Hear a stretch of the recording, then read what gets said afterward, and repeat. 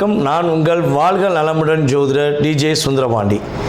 தற்போது நம்ம என்ன விஷயம் பார்க்க போகிறோம் அப்படின்னா, இந்த 2026ஆம் ஆண்டு ஜூன் மாதத்தில் 6ஆம் தேதியில் மிதுன ராசியில் இருக்கிற குரு பகவான் கடக உள்ளே நுழைந்து என்னென்ன மாற்றங்களை உங்களுக்கு தரப்போகிறார்.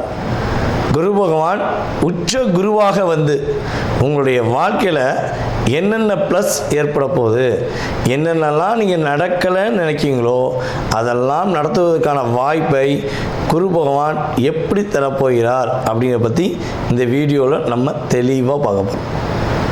அதாவது இது பார்த்திங்கன்னா பொது பலன், ஓகேவா? கோச்சார கிரகங்களுடைய அடிப்படையில் நம்முடைய குரு பகவானுடைய பெயர்ச்சியை வைத்து நம்ம பேசுகிறோம். குரு பகவான் என்பவர் பார்த்திங்கன்னா கிட்டத்தட்ட ஒரு வருடத்துக்கு ஒருக்க ஒரு ராசியிலேருந்து இன்னொரு ராசி கடந்து போவார். சில நேரங்களில் அதிசாரமாக முன்னாடி போவார், வக்கிரமாக பின்னோக்கி வருவார். ஸோ அதெல்லாம் ஓகே. பட் தன்னுடைய வீடு ஒரு வருஷம் அக்ரிமெண்ட் போட்டாச்சு அப்படிங்கிற மாதிரி அவர் ஒரு வருஷத்துக்கு ஒருக்க ஒரு ராசியை கடப்பார். ஆனால் இந்த ஒவ்வொரு ராசியும் கடக்க ஒவ்வொரு வருஷம் எடுக்கும்பொழுது அவருக்கு மிகவும் பிடித்த வீடான கடகராசிக்குள்ளே இந்த 2026 அவர் உள்ளே நுழையும் இந்த காலம் கண்ணீர், கஷ்டம், போராட்டம், கவலை, வருத்தம், வாழ்க்கையில் வெறுத்து போயிட்டேன் அப்படிங்கிற நினைக்கிற ஒவ்வொருத்தவங்களுடைய வாழ்க்கையிலும் ஒவ்வொரு விதமான நல்ல மாற்றங்களையும் நல்ல முன்னேற்றங்களையும் தர இருக்கிறார். உங்களுடைய ராசிக்கான எதிர்கால குரு பயிற்சி பலனை முழுமையாக பாருங்கள். உங்களுக்காக நான் ரொம்ப ஃபில்டர் பண்ணி செக் பண்ணி கொண்டு வந்திருக்கேன். நீங்கள் வீடியோ பார்த்துட்டு உங்களுடைய மேலான கருத்துக்களை கட்டாயமாக கொடுக்கணும். ஸோ இன்னொரு விஷயம், நம்மளுடைய சேனலில் பார்த்திங்கன்னா மிக பிரபலமான ஜோதிடர்கள் பேசிக்கிட்டே இருக்காங்க, ஓகேவா? நீங்கள் என்ன பண்ணணும்னா உங்களுக்கு பிடிச்ச வீடியோவை நீங்கள் பார்த்து சந்தோஷம் அடைஞ்ச மாதிரி, நீங்கள் பார்த்து நல்ல விஷயங்களை தெரிஞ்சுக்கிட்ட மாதிரி உங்களுடைய நண்பர்கள், உங்களுடைய உறவினர்கள், சரியா, உங்களுக்கு தெரிஞ்சவங்க அனைவருக்குமே வீடியோ ஃபார்வர்ட் பண்ணி அவங்களும் அதாவது ஜோதிடம் சார்ந்த விஷயங்கள், ஆன்மீகம் சார்ந்த விஷயங்களை தெரிஞ்சுக்கிறதுக்கு நீங்கள் உதவி செய்யணும் என்று அன்புடன் கேட்டுக்கொண்டு வாங்க உங்கள் வீடியோக்குள்ளே போகலாம். கடக ராசி அன்பர்களுக்கு காலத்தால் அழியாத காவியம் அப்படின்னா அது கடகம்தான். ஏன்னா நீங்கள் பார்த்திங்கன்னா இயல்பாகவே கடகராசிக்காக சந்திரனுடைய ராசி, சந்திர பகவான் தான் உங்களுடைய ராசியின் அதிபதியாக வர்றார். உங்களுடைய ராசியில் குரு பகவான் உச்சம் பெறுகிறார். ஏன் எங்கள் ராசியில் குரு பகவான் உச்சம் பெறுகிறார் அப்படின்னு ஒரு கேள்வி வைப்பீங்க. குரு பகவானுக்கு உங்களை ரொம்ப ரொம்ப பிடிக்கும்.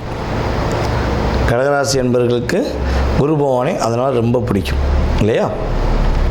ஸோ அப்படிப்பட்ட உங்களுக்கு பிடித்தமானவர், உங்களை பிடித்தவர் உள்ள வர்றார். நிறைய மாற்றங்களை கொடுக்க போகிறார். இதில் ஒரு பாயிண்ட் நம்ம எடுத்துக்கலாம். ஜென்ம குருவாக வராரே, ஜென்ம குரு வனவாசம்னு சொன்னீங்களே, அது உண்டா இல்லையா? இந்த கேள்வி எல்லாருக்குமே வரும், பொதுவாக வரும் இல்லையா?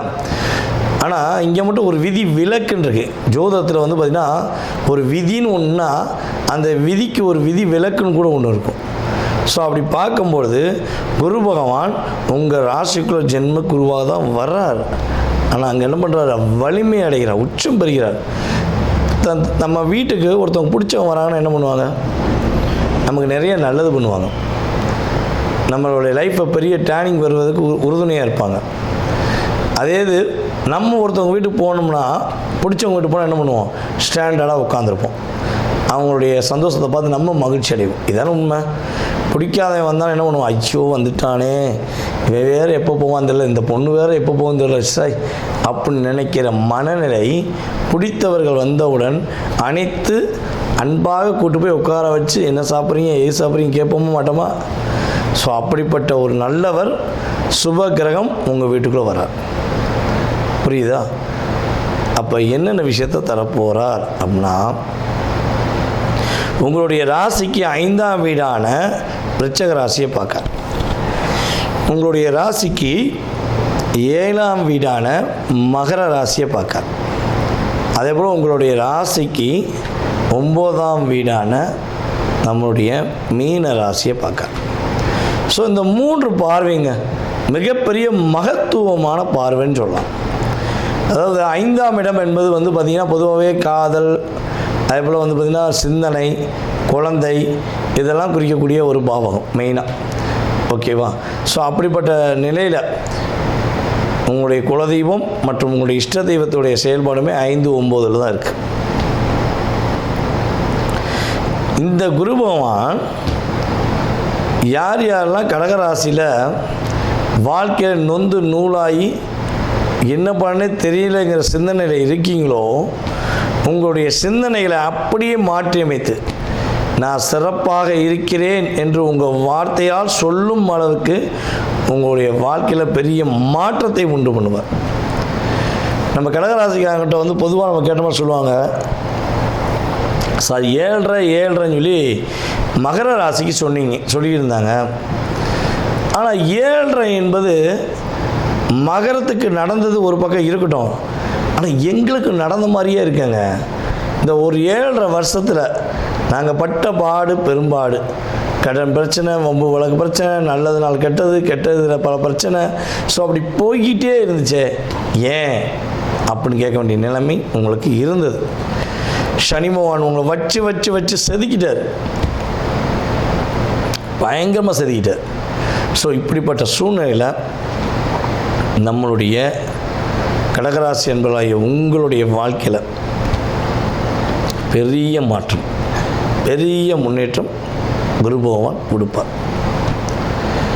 காதல், திருமண வாழ்க்கை இந்த ரெண்டிலும் நான் இந்த 3 to 4 வருடத்துக்குள்ளே நான் நிம்மதியாக இருந்துட்டேன், நான் சூப்பராக உண்மையான லவ் கூட, உண்மையான காதலோட, ஒரு காதலியோடு நேசிக்கக்கூடிய அளவுக்கு நான் வாழ்ந்துட்டேன் சொல்லக்கூடிய நபர்கள் கடகராசிக்காரங்க யாராவது இருப்பீங்களா?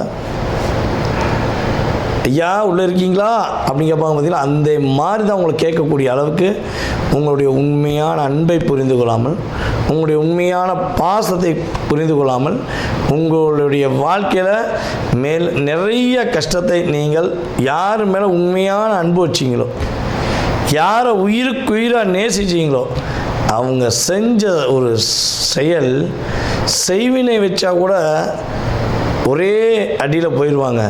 ஆனால் இந்த காதல் வச்சனால அடி மேலே அடியில் வாழ்க்கையை நான் அந்த காதல் படத்தில் நம்ம பரத் சார் சுற்றுன மாதிரி தான் நான் சுற்ற வேண்டிய நிலைமை எனக்கு இருந்துச்சு அப்படின்னு சொல்லக்கூடிய நிலைமை நம்முடைய கடகராசி பெண்களுக்கும் சரி, கடகராசி ஆண்களுக்கும் சரி, குறைஞ்சது 60% நம்முடைய கடகராசி பெண்களுக்கு, கடகராசி ஆண்களுக்கு இந்த நிலைமை நடந்திருக்கும்.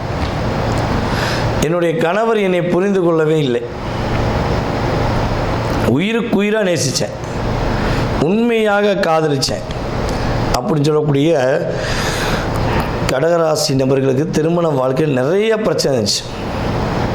நிறைய நிறைய நிறைய பொதுவாகவே என்னை பொறுத்து வந்து பார்த்திங்கன்னா, கடகராசி பெண்களை ஒரு நபர், கடகராசி பெண்ணை ஒருத்தர் திருமணம் முடிக்கார் அப்படின்னா அவர் போன ஜென்மத்தில் பெரிய நல்ல விஷயங்கள் செஞ்சால் மட்டும் தான் கடகராசி பெண்கள் கிடைப்பாங்க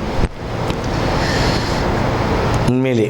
ஏன்னா நீங்கள் அவ்வளோ ஒரு பொக்கிஷம், கடவுளுடைய ஒரு அற்புதமான பொக்கிஷம். நீங்கள் இந்த பொக்கிஷம் எதை வச்சு சொல்கிறீங்கன்னா, அறிவோ பணமோ அதெல்லாம் அவங்கள்ட்ட இருக்க தான் செய்யும், ஆனால் அதை வச்சு சொல்லலை.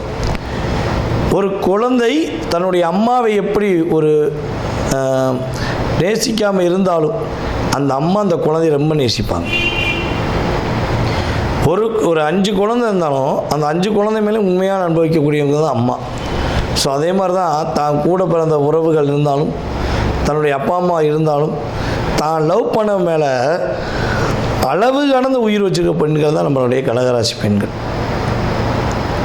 தன்னை விரும்பி, அதாவது தான் விரும்பி கட்டிக்கிட்ட கல்யாணமாக இருந்தாலும் சரி, தன்னை விரும்பி வந்த ஒரு கணவராக இருக்கட்டும், ஸோ அவர் மேலே உயிரே வச்சு அவங்களுக்காக அதிக நேரம் ஒதுக்கி அன்பை மட்டும் எதிர்பார்த்து, அதாவது காத்திருந்து காத்திருந்து காலங்கள் போகுதடி, பூத்திருந்து பூத்திருந்து பூவிலி நோகுதடி, அந்த பாட்டுக்கு ஏற்றவாறு நம்மளுடைய கடகராசி பெண்களாக இருக்கட்டும், கடகராசி ஆண்களாக இருக்கட்டும், தன்னுடைய மனைவியோட செயல்பாடு மாறிடும், தன்னுடைய கணவனுடைய செயல்பாடு மாறிடும், தன்னுடைய காதலனுடைய செயல்பாடு மாறிடும், தன்னுடைய காதலியோடைய செயல்பாடு மாறிடும்னு இந்த பாட்டுக்கு ஏற்றவாறு காத்திருந்தீங்க.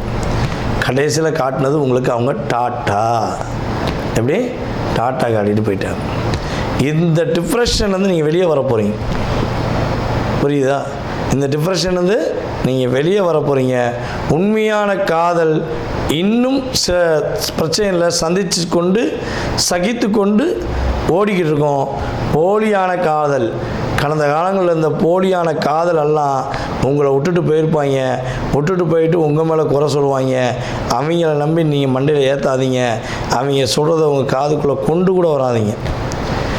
புரிந்து புரிந்து கொள்ளாதவர்களாகவே போகட்டும். புரிந்து கொண்ட வாழ்க்கையை நீங்கள் எடுத்துக்கொள்ளுங்க.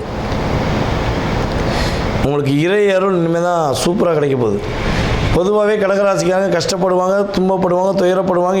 அதாவது எல்லா விதமான கஷ்டத்தையும் நீங்கள் பெறக்கூடிய நபர் தான், நான் இல்லைன்னு சொல்லலை.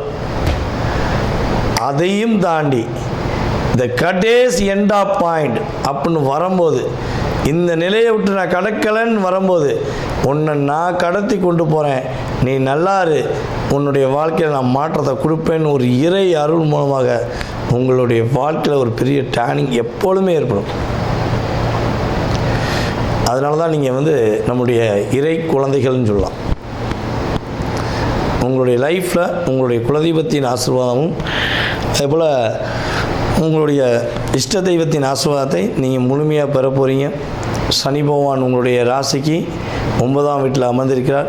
கிட்டத்தட்ட கடக ராசியில் பூச நட்சத்திரக்காரங்க கடந்த ஒரு 2025 ஒரு ஜூன் மாதத்து அல்லது ஜூலை மாதத்துலேருந்து நீங்கள் பட்ட கஷ்டம், நீங்கள் பட்ட துன்பம், மனதளவில் போராடினது, பூச நட்சத்திரக்காரங்க பட்ட போராட்டத்துக்கு அளவே கிடையாது. அந்த அளவுக்கு ஒரு போராட்டத்தை சந்தித்த உங்களுடைய வாழ்க்கையில் போராட்டமே இல்லாத ஒரு வாழ்க்கை, அதிகமாக சந்தோஷத்தை பெறக்கூடிய வாழ்க்கை, நானாக இருக்கேன் என்று சொல்லக்கூடிய அற்புதமான வாழ்க்கையை குரு பகவான் உங்கள் ராசிக்குள் அமர்ந்து உங்களுடைய வாழ்க்கையில் பெரிய மாற்றத்தையும் பெரிய முன்னேற்றத்தையும் கொடுக்கப் போகிறார் என்பது நிதர்சனமான உண்மை. நேயர்களே, தற்போது வரை நீங்கள் பார்த்தது உங்களுடைய ராசிக்கான குரு பெயர்ச்சிக்கான பொது பலனே, உங்கள் சுய ஜாதகம் கிடையாது. புரியுதா உங்களுக்கு? இந்த பொது பலன் என்பது பார்த்திங்கன்னா குறைஞ்சது உங்களுடைய லைஃப்பில் 20-30% கட்டாயமாக ஒரு மாற்றத்தையும் ஏற்றத்தையும் கொடுக்கும். இதை தாண்டி உங்களுடைய எதிர்காலம் சம்பந்தப்பட்ட அத்தனை விதமான கேள்விகளுக்கு உங்களுக்கு விடை தெரியணும் அப்படின்னு நீங்கள் நினச்சிங்கன்னா கீழே உள்ள வாட்ஸ்அப் நம்பருக்கு உங்களுடைய டீட்டெயில் அனுப்பிவிடுங்க. புரியுதா? கீழே உள்ள வாட்ஸ்அப் நம்பருக்கு உங்கள் டீட்டெயில் அனுப்புங்க. உங்கள் பேர், பிறந்த தேதி, மாதம், வருடம், நேரம், பிறந்த ஊர், எந்த ஊரில் பிறந்தீங்க, தற்போது எந்த நாட்டிலேருந்து பேசுகிறீங்க. ஏன்னா அதான் முக்கியம். ஏன்னா நம்மளுடைய யூடியூப் சேனல் மூலமாக எல்லா விதமான நாடுகள்லேருந்து ஃபோன் வருது. அமெரிக்காவிலேருந்து, ஜப்பான்லேருந்து, அதேபோல் பார்த்திங்கன்னா கனடா, மலேசியாலாம் நிறைய சகோதர சகோதரிகள் கூப்பிட்றாங்க. அதேபோல் சிங்கப்பூர், ரஷ்யா, இப்படி நாடு சொல்லிகிட்டே போகலாம். ஓகேவா? நம்மளுடைய இலங்கை தமிழர்கள் போன்ற அத்தனை விதமான நாடுகள்லேருந்து கால்ஸ் வருது. நம்ம எந்த நேரத்தை கொடுக்கலாம் அப்படிங்கிறதுக்கு எனக்கு நாடு ரொம்ப முக்கியம். அப்பாயின்மெண்ட் கொடுக்கறதுக்கு எந்த நாட்டிலேருந்து பேசுகிறீங்கிறத நீங்கள் வாட்ஸ்அப்பில் கட்டாயமாக இன்ஃபார்ம் பண்ணணும். ஓகேவா? உங்களுக்கான அப்பாயின்மெண்ட் டைம் கொடுப்பேன். உங்களுடைய சுய ஜாதகம் சம்மந்தப்பட்ட அத்தனை விதமான கேள்விகளையும் நீங்கள் துல்லியமாக தெரிஞ்சுக்கலாம். ஜாதகமே இல்லை, ஜாதகம் இல்லாமல் எனக்கு என்னுடைய எதிர்காலத்தை தெரிஞ்சுக்கலாமா அப்படின்னு நினைக்கிற நம்மளுடைய நேயர்களுக்கு உறுதியாக நீங்கள் கால் பண்ணுறீங்க பார்த்தீங்கன்னா அந்த நேரம், அதே போல் பார்த்திங்கன்னா ஒவ்வொரு நேரம், அதாவது வாட்ஸ்அப்பில் அனுப்புகிற எஸ்எம்எஸ்ஸு, ஸோ இதெல்லாம் வச்சு பார்த்திங்கன்னா பிரசனம் என்ற மிகப்பெரிய கருவி மூலமாக எடுத்து உங்களுடைய வாழ்க்கையுடைய அத்தனை விதமான நுணுக்கங்கள், செயல்பாடுகளை துல்லியமாக உங்களுக்கு கணித்து கூற முடியும் என்பது நிதர்சனமான உண்மை. மறக்காமல் உங்களுக்கு ஜாதகம் பார்க்க நினச்சா கட்டாயமாக அலையுங்கள் என்று கூறிக்கொண்டு, வாய்ப்பளித்த நல்ல உள்ளங்கள் அனைவருக்கும் வாழ்க்கையில் எல்லா வளமும் பெற்று எல்லா நலமும் பெற்று நீங்கள் மகிழ்ச்சியாக வாழ உங்களை அன்புடன் வாழ்த்துக்கள் கூறி தற்போது விடைபெறுவது நான் உங்கள் வாழ்க நலமுடன் ஜோதிடர் டிஜே சுந்தரபாண்டி. நன்றி, வணக்கம்.